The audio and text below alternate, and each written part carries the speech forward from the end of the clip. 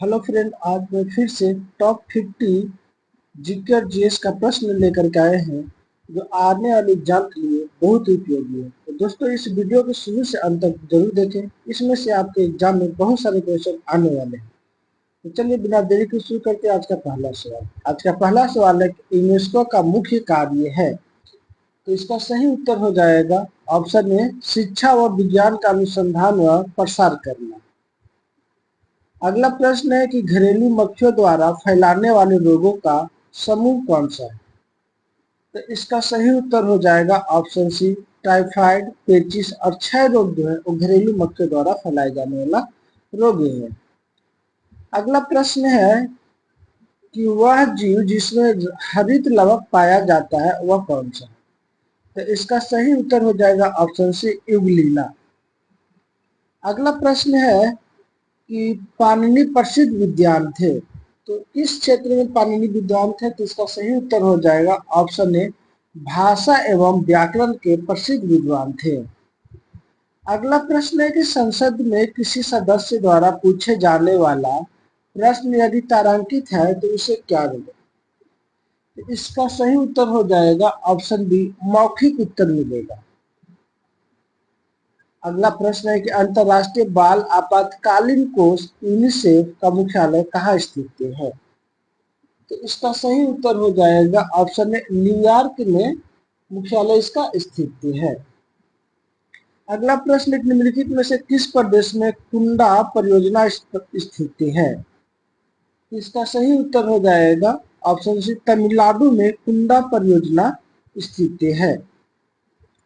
अगला प्रश्न है कि विशेष परिस्थितियों में राष्ट्रपति लोकसभा के लिए अधिक से अधिक कितने सदस्य नामित कर सकते हैं। इसका सही उत्तर हो जाएगा ऑप्शन बी, 2 सदस्य नामित कर सकते हैं। राज्यसभा में कितने सदस्य, तो 12 सदस्य। अगला प्रश्न है कि किस देश की मुद्रा दिरहम में है। इसका सही उत्तर हो जाएगा ऑप्शन सी, मोरक्को की मुद्रा जो है वो दिरहम कहलाता है। अगला प्रश्न है कि किस भारतीय क्रांति की मां कहा जाता है। किसे भारतीय क्रांति की मां कहा जाता है। इसका सही उत्तर हो जाएगा ऑप्शन डी, इनमें से कोई भी। तो इसका सही उत्तर हो जाएगा मैडम भीकाजी कामा को मैडम भीकाजी मैडम भीकाजी कामा को भारतीय क्रांति की मां कहा जाता है। अगला प्रश्न है कि सूर्य और चंद्रमा के विषय से संबंधित कुछ शब्द किसके सिक्के पर छपे थे। इसका सही उत्तर हो जाएगा ऑप्शन बी, अकबर के सिक्के। अगला प्रश्न है कि स्त्री नसबंदी को क्या कहा जाता है। तो इसका सही उत्तर हो जाएगा ऑप्शन बी, प्यूबेक्टोमी कहा जाता है। अगला प्रश्न है कि घेरेदार कुआं का निर्माण आरंभ कब हुआ था। तो इसका सही उत्तर हो जाएगा ऑप्शन डी, मौर्य काल में घेरेदार कुआं का आरंभ किया गया था। अगला प्रश्न है कि दुनिया का सबसे ऊंचा बौद्ध पैगोडा कहाँ बनाया गया। तो इसका सही उत्तर हो जाएगा ऑप्शन बी, चीन में बनाया गया था। अगला प्रश्न है कि चोल काल में निर्मित नटराज की कांस्य प्रतिमाएं में देवाकृति पाए जाते हैं। तो कितने भुजाएं की देवाकृति पाए जाते हैं। तो इसका सही उत्तर हो जाएगा अष्टभुज की।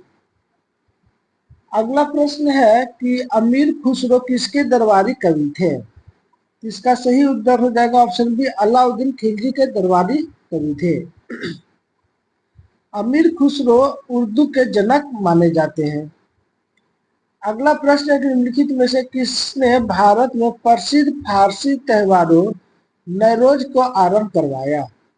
इसका सही उत्तर हो जाएगा ऑप्शन ए, बलबन ने। अगला प्रश्न है कि भारतीय संस्कृति का भारत में पुनर्जन्म कब हुआ। तो इसका सही उत्तर हो जाएगा ऑप्शन डी, 15वीं और 16वीं शताब्दी ईस्वी में। अगला प्रश्न है कि विश्व विख्यात कोहिनूर हीरे को हुमायूं ने किस शासक से प्राप्त किया था। तो इसका सही उत्तर हो जाएगा ऑप्शन ए, ग्वालियर के शासक से हुमायूं ने प्राप्त किया था। अगला प्रश्न है कि निम्नलिखित में से किसके द्वारा वर्ष 1973 1793 ईस्वी में लॉर्ड कॉर्नवालिस ने बंगाल का अस्थायी बंदोबस्त किया? तो इसका सही उत्तर हो जाएगा ऑप्शन ए, जमींदारों के साथ। अगला प्रश्न है कि निम्नलिखित में से कौन सा एकमात्र गवर्नर जनरल वायसराय भारत में मारा गया? तो इसका सही उत्तर हो जाएगा ऑप्शन सी, लॉर्ड मेयो जो है वो भारत में मारे गए थे।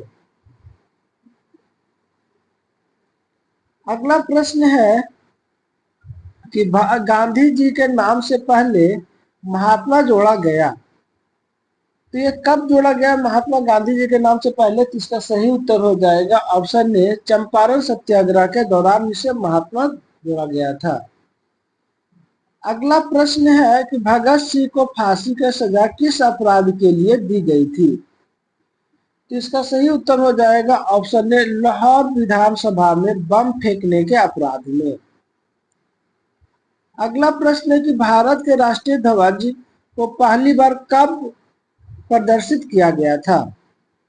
तो इसका सही उत्तर हो जाएगा ऑप्शन ए, सन 1907 ईस्वी में। अगला प्रश्न है कि भी आकार की घाटी का निर्माण किसके द्वारा होती है? इसका सही उत्तर हो जाएगा ऑप्शन ए, युवा नदी के द्वारा भी आकार घाटी का निर्माण की जाती है।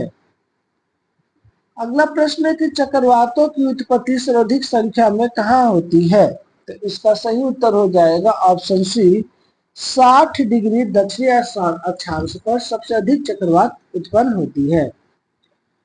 अगला प्रश्न है कि डॉगर बैंक कहाँ स्थित है? तो इसका सही उत्तर हो जाएगा ऑप्शन बी, अंटार्कटिक महासागर में डॉगर बैंक स्थित है।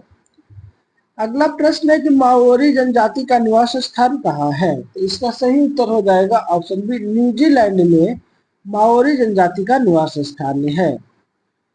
अगला प्रश्न है कि भागीरथी एवं अलकनंदा नदियां मिलकर गंगा कहलाती है कहाँ से? तो इसका सही उत्तर हो जाएगा ऑप्शन डी, देवप्रयाग में भागीरथी और अलकनंदा नदी मिलकर के गंगा कहलाती है। अगला प्रश्न है कि किस वर्ष में जन गण मन को भारत के राष्ट्रगान के रूप में अपनाया गया? तो इसका सही उत्तर हो जाएगा ऑप्शन सी, सन 1950 ईस्वी में। अगला प्रश्न है कि भारत में किसी राज्य की राज्यपाल बनने वाली पहली महिला कौन थी? तो इसका सही उत्तर हो जाएगा ऑप्शन सी, सरोजिनी नायडू जो है भारत के किसी भी राज्य में प्रथम महिला राज्यपाल बनी थी। तो किस राज्य में बना था? तो उत्तर प्रदेश के बनने वाली पहली महिला राज्यपाल थी। अगला प्रश्न है कि भारत का सॉलिसिटर जनरल होता है, तो इसका सही उत्तर हो जाएगा ऑप्शन ए, एक प्रशासनिक अधिकारी होते हैं। अगला प्रश्न है कि किस योजना के अंतर्गत सरकार ने वह कृषि नीति बनाई जिसने हरित क्रांति को जन्म दिया? इसका सही उत्तर हो जाएगा ऑप्शन डी, तृतीय पंचवर्षीय योजना में कृषि नीति अपनाई गई थी। अगला प्रश्न है कि बैंकों को अपने रोकड़े शेष और कुल परिसंपत्ति के मध्य एक निश्चित अनुपात रखना पड़ता है, इसे क्या कहते हैं? तो इसका सही उत्तर हो जाएगा ऑप्शन बी, SLR कहते हैं, सर्वाधिक तरल अनुपात कहा जाता है। अगला प्रश्न है कि GNP तथा NNP के मध्य अंतर क्या कहलाता है? तो इसका सही उत्तर हो जाएगा ऑप्शन बी, पूंजी अवमूलन के समान होता है। अगला प्रश्न है कि भारत किस देश को लौह अयस्क का सर्वाधिक निर्यात करता है? तो इसका सही उत्तर हो जाएगा ऑप्शन ए, जापान को।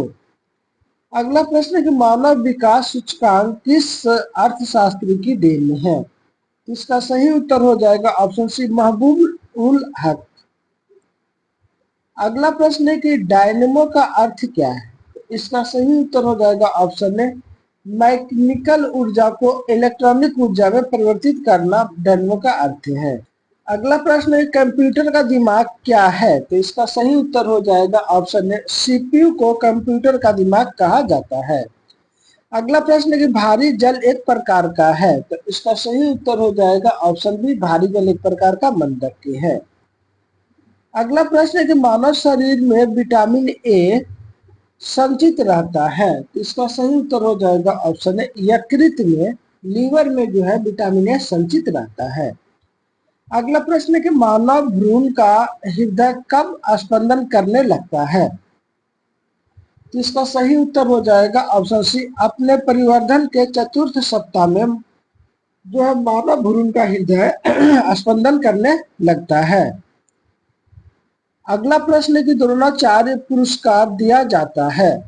तो इसका सही उत्तर हो जाएगा ऑप्शन ए, खेल कूद के उत्कृष्ट प्रशिक्षण हेतु द्रोणाचार्य पुरस्कार दिया जाता है।